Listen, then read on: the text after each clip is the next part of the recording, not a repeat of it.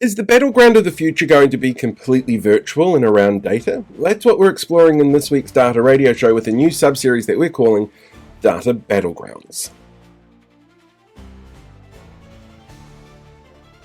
Hello there, and welcome to this week's episode of the Data Radio Show. It's our first one in a series that we're calling Data Battlegrounds because, well, we all know the value of data, but not everybody does, and it feels like sometimes there's a bit of a battle going on for control of data and what people can do with it. We've seen salvos shot already in the United States this week when we take a look at what DOGE is up to. And there are people on both sides of the argument here for and against it. But in the middle, well, everyday average people become the casualties of a data battleground war. So we're going to split this up into two different parts. The first is a conversation I had with Sam Williams, the editor of the Data Pro newsletter, which you can sign up for down below. It's in our description if you want to check it out. We're going to have a talk about how we actually did the research for this, the use of AI in helping with the research, and some of the bias that shows up in that particular research using different AI models.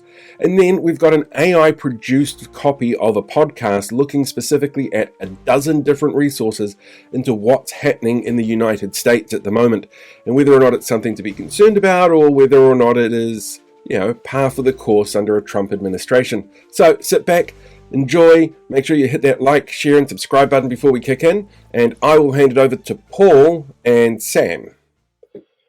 Joining me now, I've got Sam Williams from the Data Pro newsletter, editor-in-chief, as it were, chief researcher. You put a lot of work into getting this out.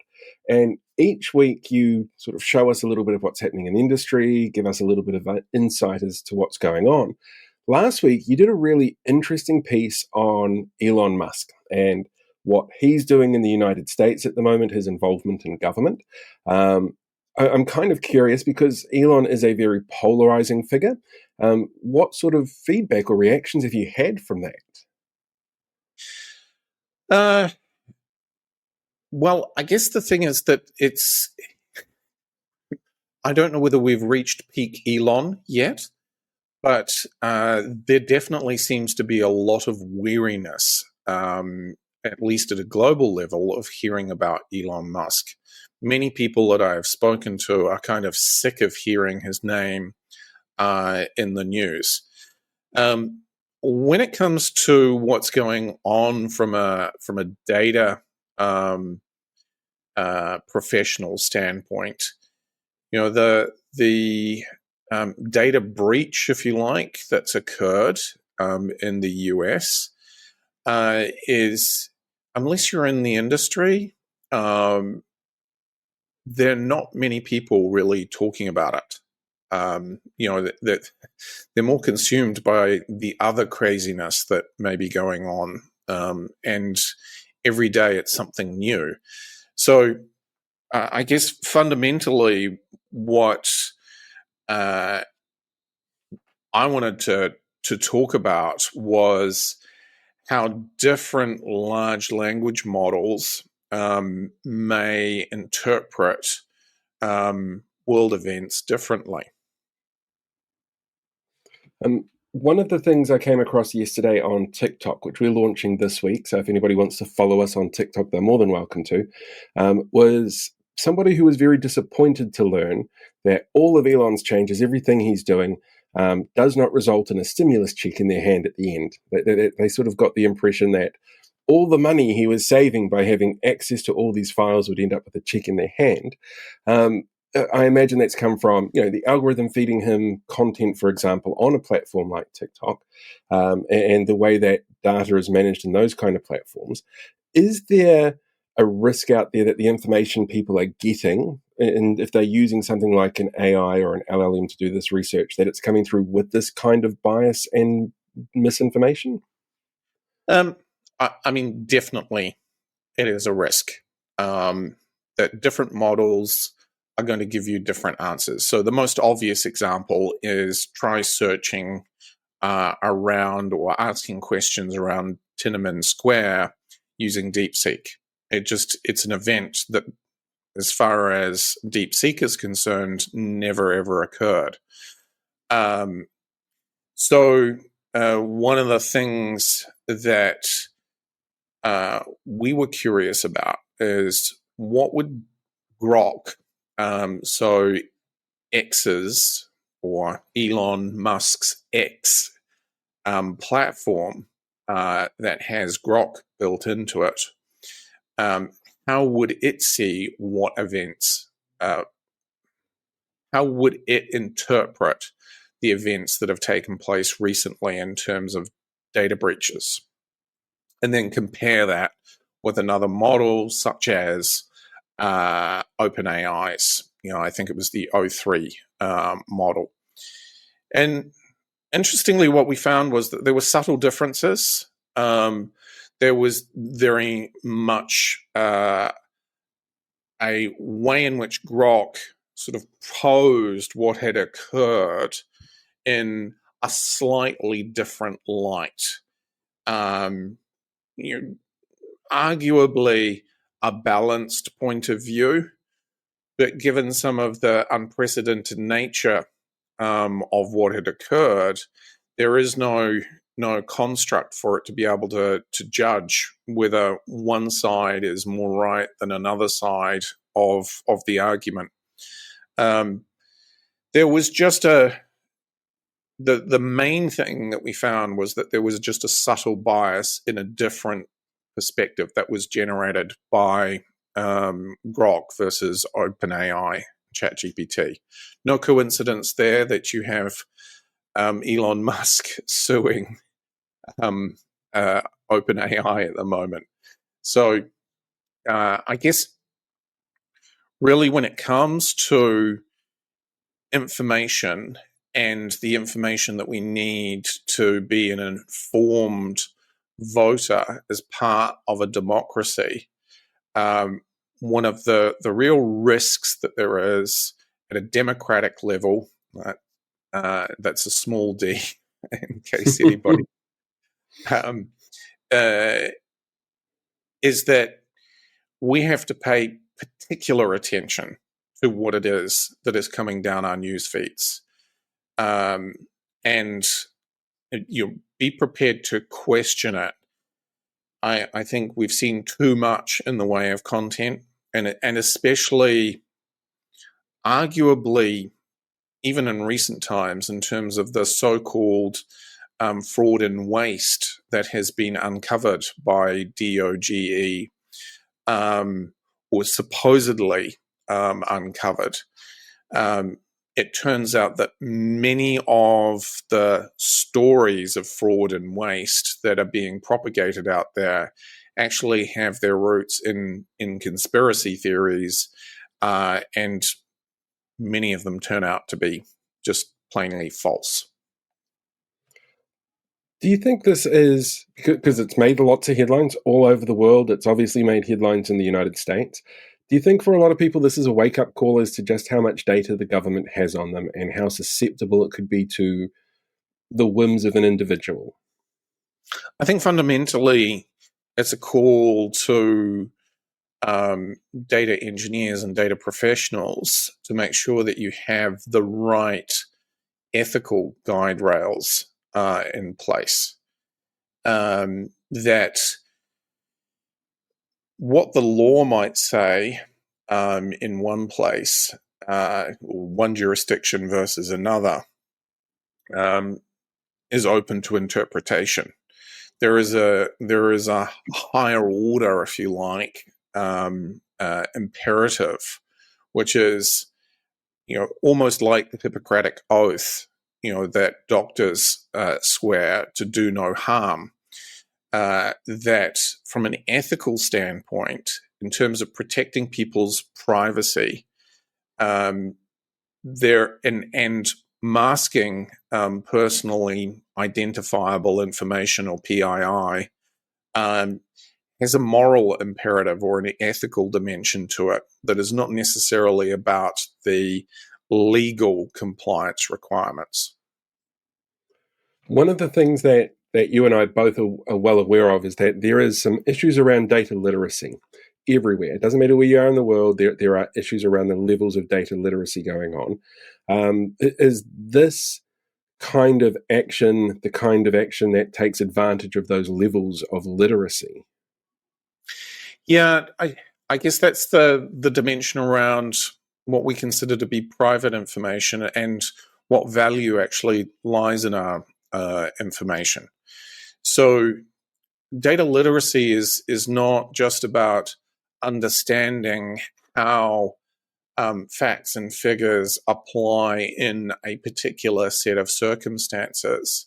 It's also having literacy around what is the appropriate use of data and what protections should be in place for you as an individual to prevent exploitation.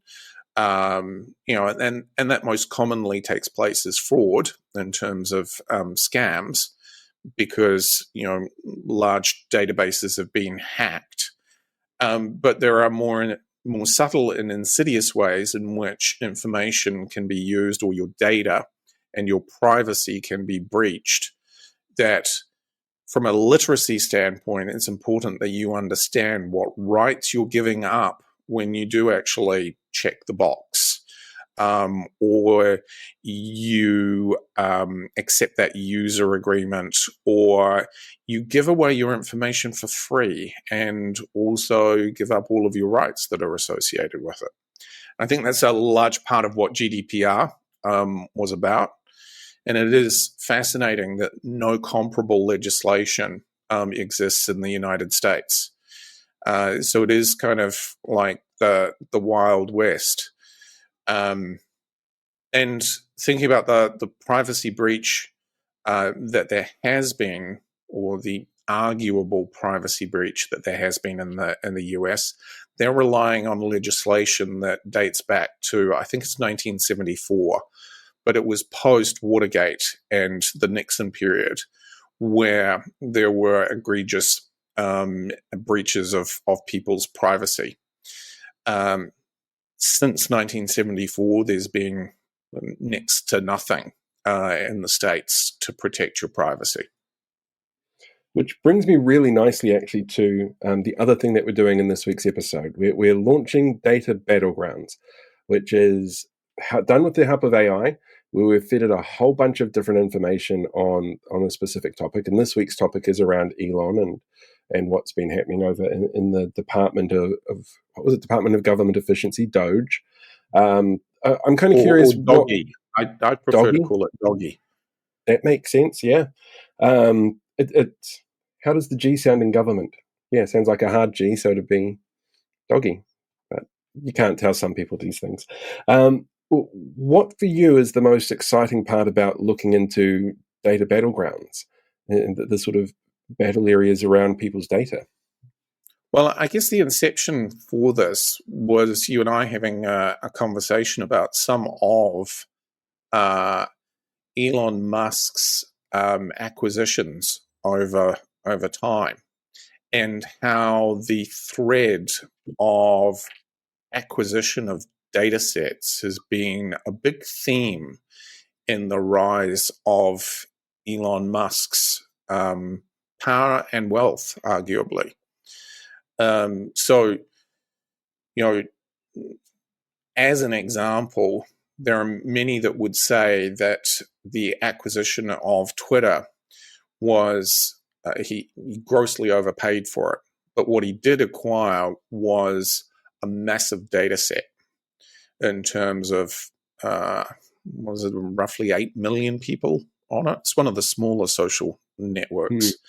But the true value in paying the $40 odd billion that he did for Twitter actually lay in the data. One of the things that he has been systematically and progressively doing with Tesla to achieve full self-driving, or FSD, is mining and harvesting a lot of spatial data and information. That really the value of Tesla lies in the massive amounts of data that each one of those vehicles is collecting each day, which was particularly innovative when compared to traditional car manufacturing and the thought process that went behind it. Obviously, to engineer rockets, to do that successfully, it takes massive amounts of data and modeling and experimentation. So I don't think it's any coincidence, for instance, that the thing that DOGE has gone after is everyone's data, because in there is value of some kind. Now, what you would describe the value as being is different depending on your point of view. So I guess I think we've entered an age and a time where he who owns the data is actually in a class of their own. It's a scary thought, somebody having that much power. And it's kind of snuck up on people because it's been gradual with the evolution of the way that data works and how we interact with it. I'm really looking forward to hearing what the AI has come up with, what Notebook has come up with on this one, because we've fed it about a dozen different pieces of content and asked them really specifically, what's going on? How safe are people's data? So I'm really looking forward to actually sitting down and hearing this episode. Yeah. I think that, the old saying, well, I say old saying, a decade ago, people were talking about how data is the new oil. Well, I actually think that we are really starting to, I don't know whether you call it reap the rewards of that point of view, or are experiencing the ills of such an approach. But, data is now a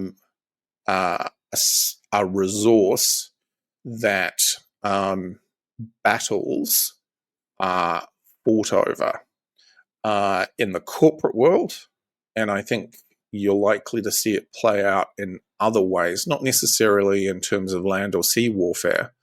But, an example is Taiwan, the largest place, or the largest producer of microchips in the world. And really, the fight that may be unfolding over Taiwan is for control of the chips that process all of this data. So these are all interesting perspectives to bring to the table. Brilliant. Well, I think we shouldn't stop teasing people so much and just jump straight into the episode. Thank you very much, Sam. Really appreciate it. You're welcome.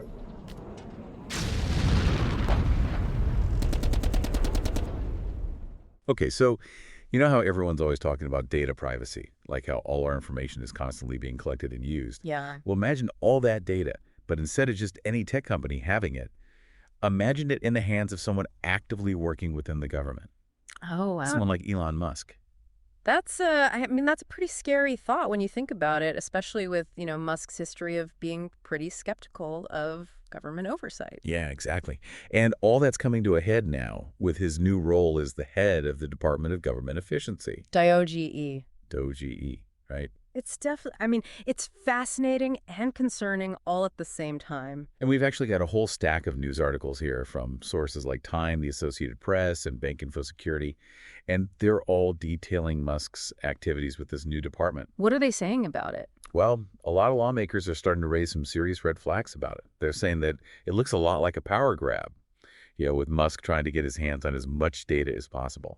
The thing that gets me is how much data the government actually has on us. Oh, totally. Most people have no idea. Like it's this whole hidden world of data that we're only starting to get a glimpse of. Yeah, now you've got someone like Musk with all his, tech expertise and his ambitions to, reshape society. He's got a level of access that's raising eyebrows, for sure. Let's back up for a second, just talk about Musk and his history with the government. Okay. He's always been very vocal about how much he dislikes government regulations. Right, especially when it comes to his own companies like Tesla and SpaceX. Exactly. He's really been hammering on this idea of bureaucratic inefficiencies and government overreach for a while now. And that skepticism, combined with his very, very public support of Trump's 2024 campaign, It kind of makes sense why he ended up as the head of DOGE. Yeah, I can see that. So what's his stated mission for DOGE? Well, basically to make the government more efficient, cut down on unnecessary spending, things like that. Which on the surface sounds pretty good. Oh, absolutely. I mean, who doesn't want a more streamlined and cost-effective government? Well, But critics are starting to ask some tough questions. like what? Like, is this really about saving taxpayer money? Or is this just a cover for consolidating power and, getting access to all those juicy data systems? It really makes you wonder whose interests are actually being served here. Right. Like, is it really the taxpayers, like Musk claims? Or is there something a little more self-serving going on? Okay, so let's get into the nitty-gritty here. What is DOGE actually doing? And what kind of data are they accessing? All right. Well, from what we're seeing in these articles, DOGE is basically targeting agencies across the board. Like which ones? We're talking USA, the Department of Education, even the FAA. Wow. And it's not just like streamlining processes or anything like that. They're proposing cuts to programs, they're dismantling entire departments, and they're getting access to data systems with some seriously sensitive information. Okay, so for example, USA City, the agency that's responsible for all that international humanitarian aid, they're saying that DOGE has completely sidelined them. Yeah. Their projects are stalled, funding's been frozen, employees are in limbo. It's a mess. And that's just one example. Yeah. We're seeing this kind of thing play out across the government. It's not just about budget cuts. It's about disrupting essential services and, potentially putting people at risk. Both here in the U.S. and abroad. Exactly. And then there's the Department of Education. There are reports that DOGE is trying to get access to student loan data. Oh, wow. That's a lot of people's financial records. Yeah, that's a major red flag for me. I mean, imagine a private citizen just having access to that kind of information. Scary, right? Yeah, it really makes you question what's going on with the oversight here. Because that's another thing they keep claiming, that they're saving taxpayer money. Right, but then critics are saying that they're exceeding their authority. And operating in secret with very little oversight.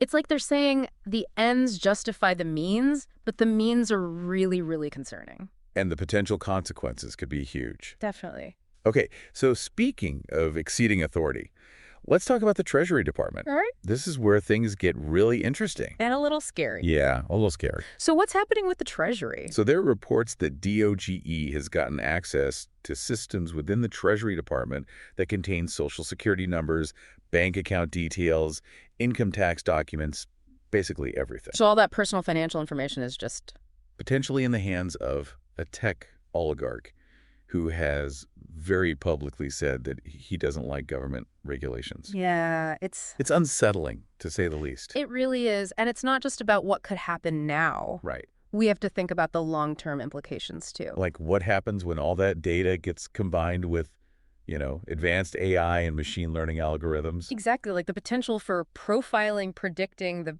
behavior manipulating outcomes, it's all there. And this brings us back to that point about how little people actually know about the data the government is collecting. Yeah, we're so focused on what companies like Google and Facebook are doing that we forget about the government. And this whole thing with DOGE, it just highlights how vulnerable that data is. And how important it is to have strong safeguards in place. We need to be having a much bigger conversation about data, privacy, transparency, and accountability, especially when it comes to the government. Yeah, it's not just about protecting ourselves from hackers. Well, yeah. It's about making sure that the people in power aren't using our data against us. Exactly. And it's about demanding transparency and holding them accountable for how they're collecting, storing, and using our data. This is a conversation that's long overdue. Absolutely. And I think as we dig deeper into DOGE's activities and all the potential risks, we're going to see just how high the stakes really are. But first, let's look at some specific examples of how DOGE is actually exerting its influence and the pushback it's facing from various groups. So before the break, we were talking about how much access DOGE has and what that means for regular people. And it's not just like a hypothetical thing. Yeah. We're seeing evidence that they might be breaking the law. Oh, really? Yeah. There was this case where a federal judge actually blocked DOGE from getting Treasury records. What happened? Well, there was this lawsuit that said the Trump administration gave them access illegally.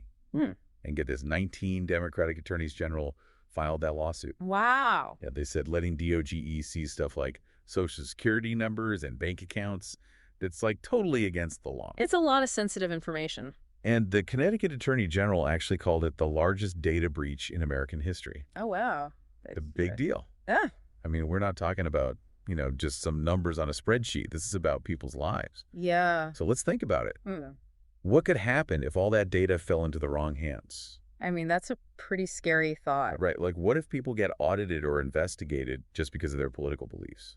Oh, or because they criticize Musk. Exactly. Or what if companies get pressured to, do what Musk wants or else they get in trouble? Yeah, and it's not crazy to think that this data could be used to mess with the stock market or even, sway elections. Right. It gives him so much power. Way too much power. And then you've got the risk of identity theft and fraud, on a massive scale. It would be chaos. Yeah, it would be bad. But thankfully, like we were saying before the break, people are pushing back. Oh, that's good to hear. Yeah, lawmakers from both parties are starting to get worried, although for different reasons. What do you mean? Well, Democrats are obviously concerned about privacy and, abuse of power. Makes sense. But some Republicans, even though they like the idea of making the government more efficient, they're not so sure about how DOGE is doing it. Yeah, the lack of transparency is a problem.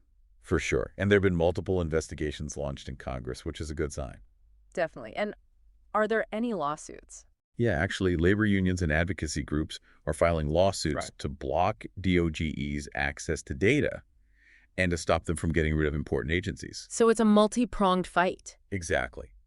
Legal challenges, investigations, public pressure, it's all happening. That's good to hear. It means the system's working. It shows that checks and balances are important and that nobody is above the law, not even Elon Musk. Yeah, that's a good point. So speaking of pushback, let's talk about USAID. Okay. This is the agency that's responsible for all that humanitarian aid around the world. Right. And they've become like a prime target for DOGE. Really? Why? Well, Musk says he wants to shut them down completely. What? Yeah, he says they're wasteful and inefficient. Classic government bureaucracy. But they do so much good work. I know. And that's why there's been so much opposition to this idea, from aid groups, humanitarian workers, even foreign governments. Yeah, it would be devastating to shut them down. Totally. And they've actually filed a lawsuit to stop it. Oh, wow. And a federal judge put a temporary hold on the shutdown. So they can keep operating for now. Exactly. It was a huge victory. That's amazing. It was a big message to DOGE that they don't have unlimited power. So what happens next? Well, the lawsuit is still going on, and people are working hard to make sure USA can keep doing their work. It's inspiring to see people fighting back. It shows that even when things seem really bleak, people can still make a difference. Yeah, that's true. Okay, so let's talk about the media. All right. They play a huge role in all of this. Oh, definitely. They're the ones holding people accountable. Right. Journalists have been doing some amazing work, like uncovering DOGE's activities and letting the public know what's going on. So they're doing their job. Exactly. They're showing us things like potential security breaches, how much access DOGE has, and the stories of people who have been hurt by their actions. That's important work. It is, and it helps to get people talking and to put pressure on lawmakers to do something. We need more of that kind of reporting. For sure. But we can't just sit back and rely on the media, Right. We all have to do our part. Exactly. We need to stay informed, think critically, and speak up. So what can we do?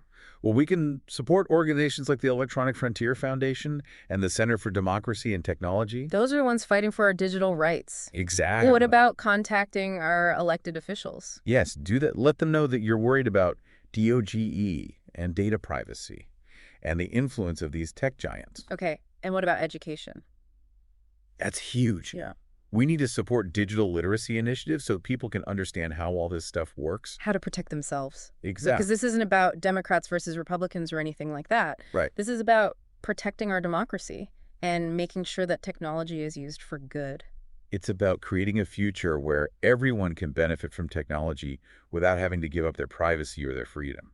That's a future worth fighting for. Absolutely. So stay informed, stay engaged, and most importantly, stay hopeful. Because we can do this. We can.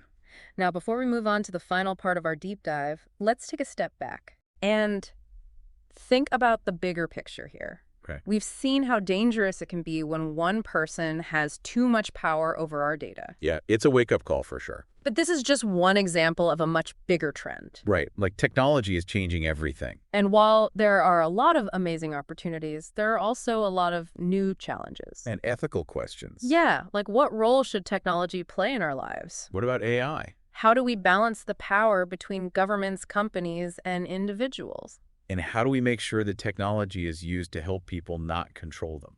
These are big questions. But they're questions that we can't ignore. The choices we make today will determine what the world looks like tomorrow. So let's explore these questions in more depth in the final part of our deep dive. So we've been talking about some pretty heavy stuff, but it's not all bad news, right? No, not at all. I mean, Yeah. we've seen people really step up and fight back against this. Exactly. And that's what we want to focus on now. Like, what can we actually do to make sure technology is used for good?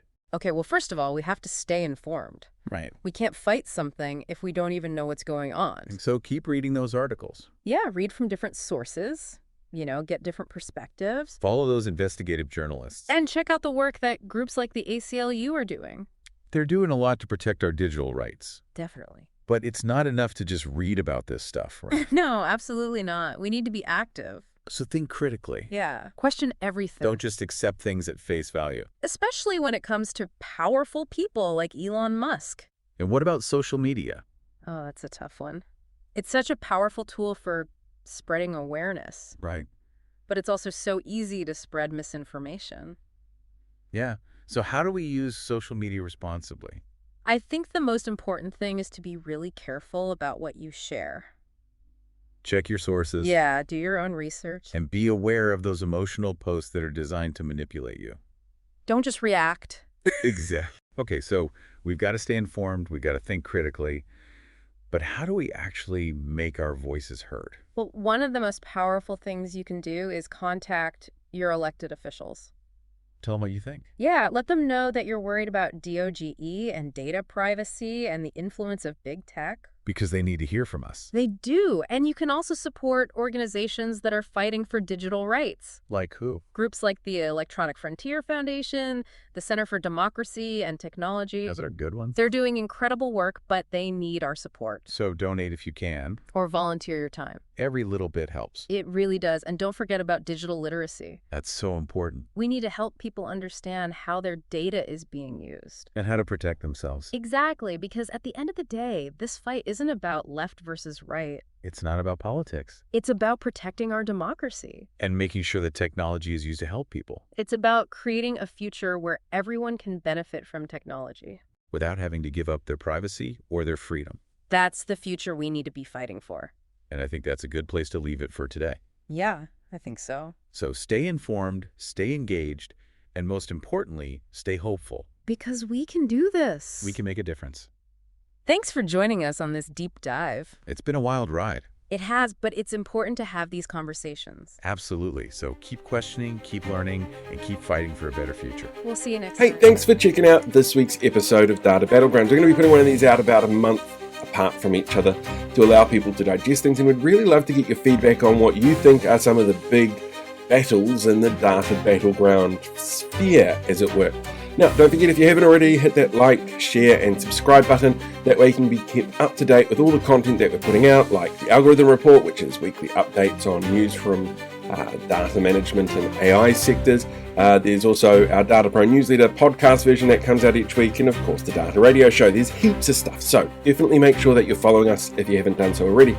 In the meantime, live long, prosper, be one with the force, look after yourselves, and we will catch you all next time.